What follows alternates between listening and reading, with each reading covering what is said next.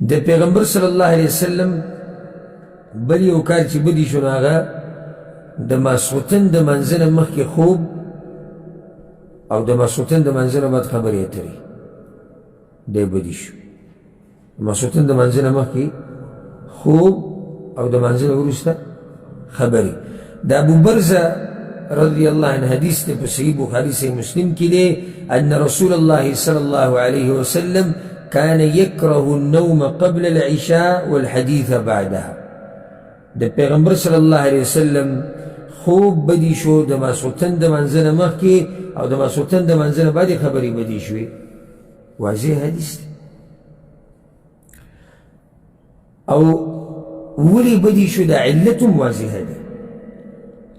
اوس یو سړی د ماسخوتن منځه نه مخکې ویده شو نقصان به څه وي؟ څه لمونځ دی دا؟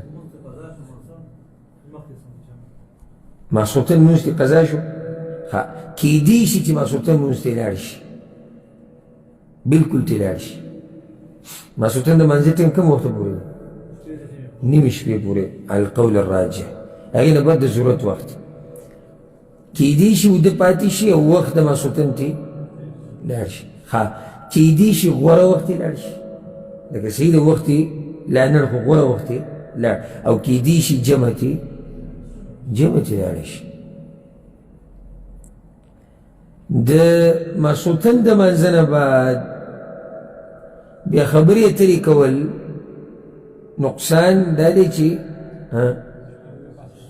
بیا وپاڅېدی نه شي سره تهجد وله. سحر لمونځ کیدی شي قضا شي، کیدی شي د غوره وخت نه واوړي او کیدی شي جمع در نه پاتې شي. سبحان الله امام ابن حجر دا خبر را نقل کړې ده فتح الباری کې.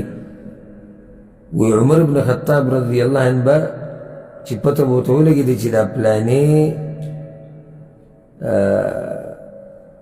شپې روڼی او بیا اوده پروت یعنی شپې رونولو دقې ته به هغوی شپې رونولو چې ماسخوتن منځه نه باید ته لېږې بیا په اخره کې اوده پروت.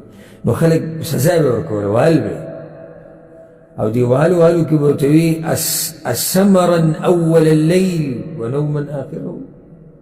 د شپې په اوله برخه کې لېږې ویښ ناستې او چې کله وخت د کار راشي نو بیا تاسو اوده پراته نه تهجد شتي نه منزله په ټیم راپاڅېده شتي. نو دا وروسته چې د ماسخوتن د منځه نه بعد دا خبرې مکروه دي د هغې علت دغه دی چې خوب به د باندې غالبه شي نو د شپې لمونځ به درنه پاتې شي، یا ذکر او اذکار به درنه پاتې شي. سحر لمونځ کیدی شي د جمعې درنه پاتې شي، کیدی شي غوره وخت درنه لاړ شي او کیدی شي بلکل درنه لمونځ لاړ شي. ښه بله فایده پکې دا ده که سبحان الله د شپې چې خوب ستا برابر ونه شي نو ورځ به دې څه ورځ به دې ګډوډوي.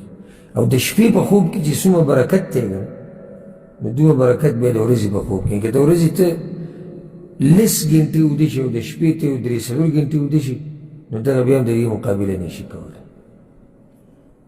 او د ورځې په تا ډېرې ذمهوریانې دي، د الله بندګي کول دي، د دنیا چې کوم مصالح دي کومې منډې د هغې لپاره کته برتګ دی، د مور پلار حقوق دي، د بچو حقوق دي، نور داسې حقونه دي.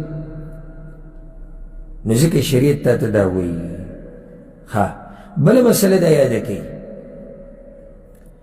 چې دا کمې خبرې دي چې د ماسخوتن د منځه نه بعد منع دي نو یاده کوي ما کان فی الامور التي لا مصلحة فیها. لنډه قاعده یاده کوي هغه خبرې د ماسخوتن د منځه نه بعد منع دي چې په هغې کې مصلحت نه وي. نو دا مصلحت څه ته وایي؟ لکه علم بیانول. اوس موږ دلته ماسخوتن منځه نه بعد نه یو ناست، ذکر ته هم چې څو پورې دي په مسله ځان نه پوه کړی نو خبره لا مه کوه. کیدی شي چې دا حدیث اول پرې واوري بیا موږ ته ووایي چې تاسو کوم داسې مکروه کار کې لګیا نه. دین بیانول، د نیکانو خلکو حکایات، د میلمه سره ناسته. کور ته یو سړی درغی تا تندی راترې کړی چې ماسخوتن منځه نه بعد خبرې مه نه وي. میلمه درغی سره کښېنه پیغمبر صلی الله علیه وسلم خواله صحابه کرام خواله میلمانه د شپې هم کړي او به سره ناست مکروه دلته معنی دا نه چې بس خبرې بالکل حرام دي، یعنی ښه نه دي چې مصلحت پکې نه چې مصلحت پکې بیا خو بالکل کراهیت پکې سره نشته. ها لکه یو هلک ته واده وکړو، ناوي جنۍ ته کټ کې ناسته، ته اوس وایې چې شپې خبرې مه وي او ستا منځنه بعد، دا خو ضرورت دی. دغې نه علاوه یو سړی د خپلې ښځې سره ګپ شپ لګوي. پیغمبر صلی الله علیه وسلم د خپلو بیبیانو سره د شپې خبرې اترې کړي، ګپ یې لګولی. د خپلو بچو سره سړی خبرې کوي، د هغوی سره ګپ شپ ولګوي. دغه شان د چا په منځ کې صلح راولي او ته پته لګېدی چې دلته دا مسلمانان دې وران شوي د شپې ورشي صلح کوي، یا چا ته د ښه کار امر کوي او د بد نه منع کوي، دا ټولې خبرې چې په دې کې څه کراهیت نشته، ځکه چې دې کې مصلحت دی. نو کراهیت په څه کې دی؟ چې مصلحت پکې نه، فایده پکې نه، او چې مصلحت پکې فایده پکې، نو بیا هېڅ خبره نه، دغه مکروه نه دي.